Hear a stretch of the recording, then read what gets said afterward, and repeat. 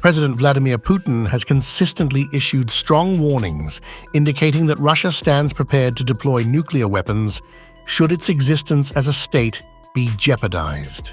Amid the grinding battle of attrition in Ukraine, which many fear is a slippery slope to World War III, North Korea's Jong Un has now vowed a rapid expansion of his nuclear forces. Now Kim pledged to expand his nuclear forces as he inspected his most advanced warship being fitted with nuclear-capable systems.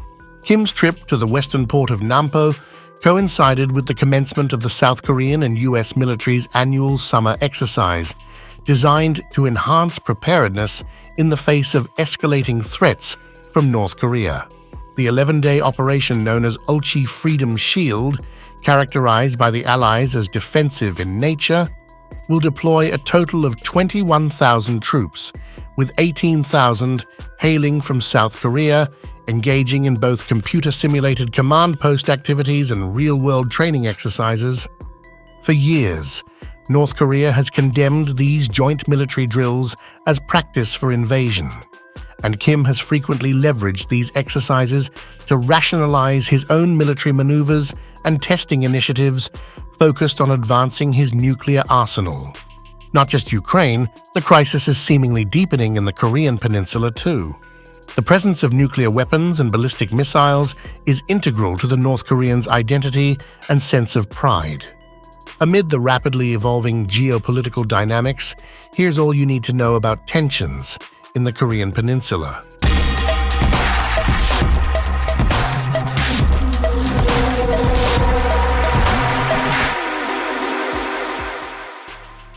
In recent years, the situation on the Korean Peninsula has deteriorated as Kim has intensified his military nuclear initiatives and strengthened ties with Moscow in the aftermath of Russia's invasion of Ukraine. The North Korean regime has consistently rejected proposals from Washington and Seoul to restart discussions focused on curtailing nuclear and missile capabilities, which fell apart in 2019 after an unsuccessful summit with then U.S. President Donald Trump.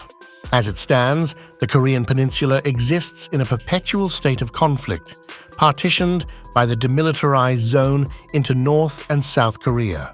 Military leaders from South Korea and the United States have announced that the Ulchi Freedom Shield exercise will primarily aim to counter the escalating nuclear and missile threats posed by North Korea.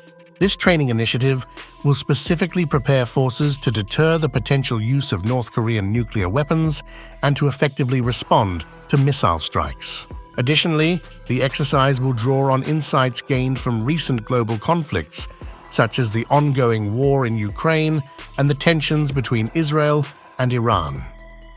It will also tackle emerging challenges, including drone warfare, GPS interference, and cyber threats. During a review of the Cho-Hyon warship, a 5,000-ton class destroyer introduced in April, Kim asserted that the joint military exercises conducted by the US and South Korea display animosity and reflect their alleged intent to ignite a war. He contended that these drills have become increasingly provocative, now featuring a nuclear element which necessitates a proactive and overwhelming response from the North. Furthermore, Jong Un remarked that the security landscape surrounding North Korea is deteriorating daily, indicating that the current circumstances compel the nation to accelerate its nuclear expansion efforts. Let's now take a look at how the presence of nuclear weapons and ballistic missiles is integral to the North Koreans' identity and sense of pride. As per the Wilson Center, in the minds of the North Koreans, there is no contradiction. Think tank analysts say the propaganda machinery of the North Korean regime informs its citizens that the nation's nuclear weapons not only shield them from perceived threats posed by the United States, but also elevate their status to parity with Washington. Citizens are informed that the bombs will also alleviate their economic struggles, as they are expected to pressure the United States into declaring peace with North Korea and removing the sanctions that Washington supposedly enforces as part of its antagonistic stance against their adversary from the Korean War. Under Jong Un, fostering national pride in North Korea's armament program has become a key policy focus. He has leveraged the development of bombs and missiles to enhance his reputation domestically as a military strategist and to assert North Korea's presence on the global stage. The big question: is the stage set for World War III? Is there any chance North Korea will ever give up its nuclear weapons?